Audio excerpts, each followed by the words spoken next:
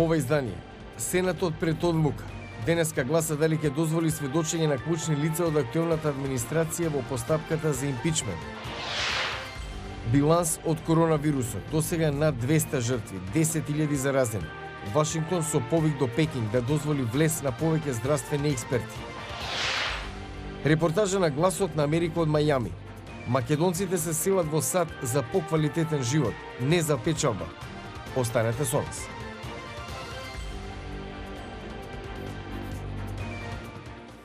Добро вечер. Ова е ТВ журналот Ньюсфлеш на Гласот на Америка на македонски. Јас сум Јане Бојаджиевски.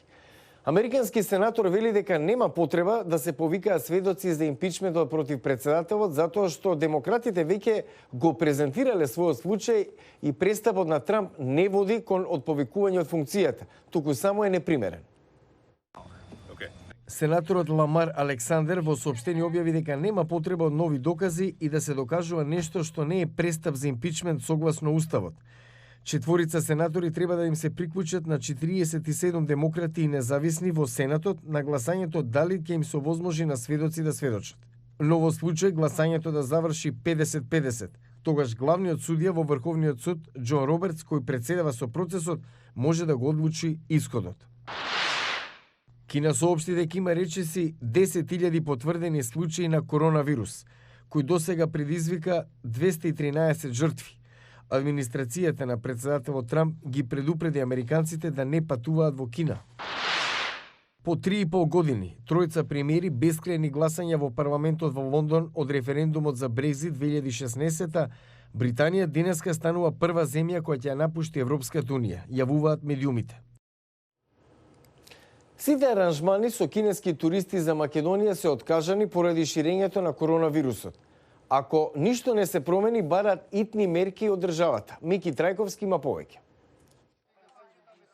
Коронавирусот почна да ги откажува аранжманите со кинески туристи за земјава, но и за Балканот, тврдат туроператори кои работат со најбрзо растечкиот туристички пазар во светот. Гостите од Кина веќе ги откажуваат своите аранжмани кон Македонија и сите светски дестинации.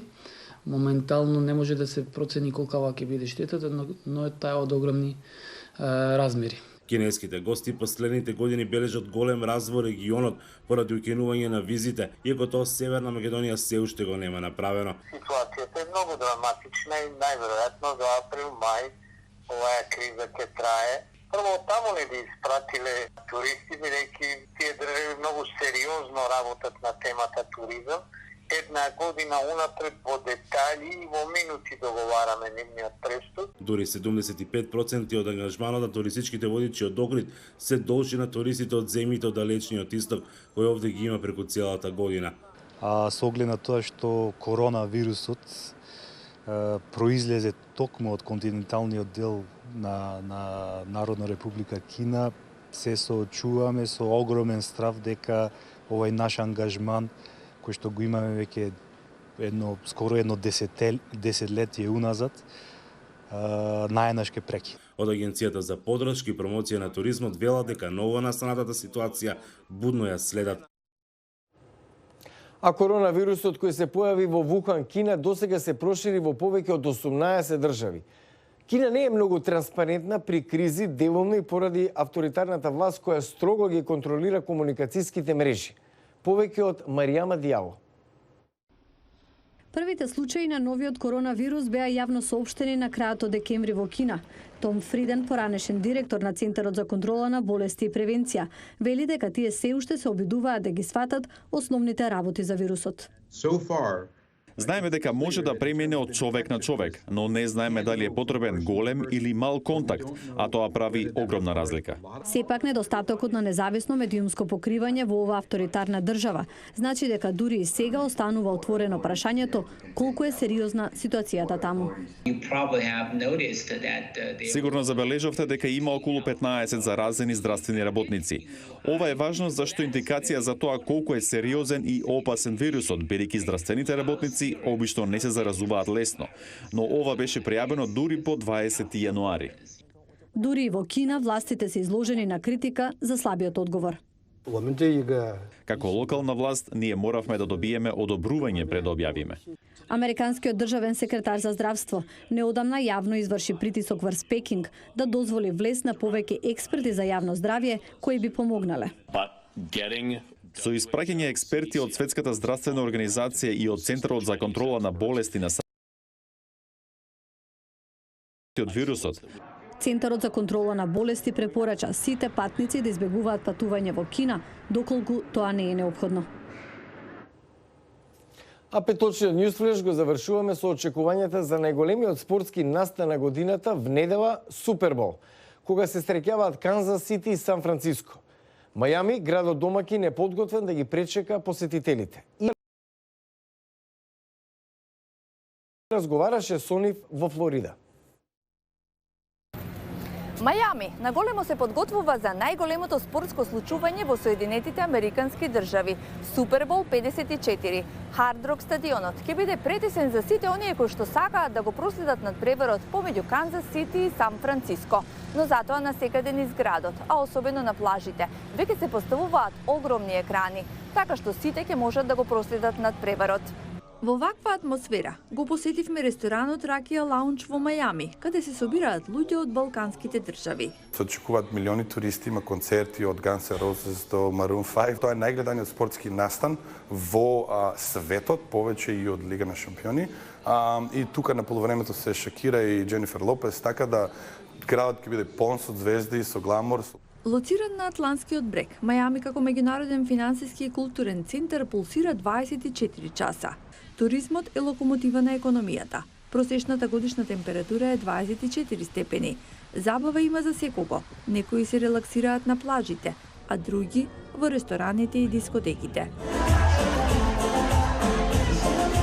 Новој сончев и економски развиен регион е атрактивна дестинација и за македонците. Овдека ја добив инспирацијата да се отвори едно место кое што е воопшто невообичаено во Мајами, значи место кое би ги соединило сите наши балкански луѓе. Ракија Лаунж е Балкан во мало. Прво го забележувате знамето на СФРЈ, потоа легендарното фиќо. Со балканска музика се служи балканска храна. Кебапи, колбаси, ајвар, македонско вино. Повелете, живели? И Милка Стојановска од Велес работела на брод. Од пред една година живее во Мајами. Меѓутоа, за жал, стандардот и условите во Македонија некогаш не тераат да излеземе и да побареме малку среќата надвор од неа. Работев неколку години на брод и така после брод завршивме овде. Обкружена со луѓе од Балканот, Милка вели дека овде се чувствува како дома. Ваквата атмосфера е магнет за туристите. Дојдовме тука бидејќи разбравме дека има добра храна. Одлично е. Доаѓам за се, за храната, музиката, амбиентот. Ми се допаѓаат коктелите. Над 5000 македонци живеат и работат во Флорида, но за разлика од минатото, сега македонците не се селат во САД за печалба, туку за поквалитетен живот, велат од Обединетата македонска диаспора за Флорида. Не станува збор за рурални средини од Македонија, него станува збор за градски средини, луѓе кои што се живееле, работеле сосема солидно, се тука за пред се подобар живот, подобар квалитет на живот пред се, не само за заработка на повеќе пари.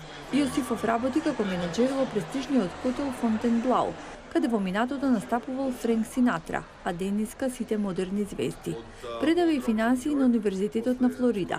Давајќи личен пример, вели дека македонците успешно се интегрираат во американското општество. Тоа традиционално печалбарство полека изумира, затоа што порано животот бил само сведен на работа, сега има, значи, нашите се социализираат во општеството, работат во влада, работат во институции амерички, инволвирани се во економијата.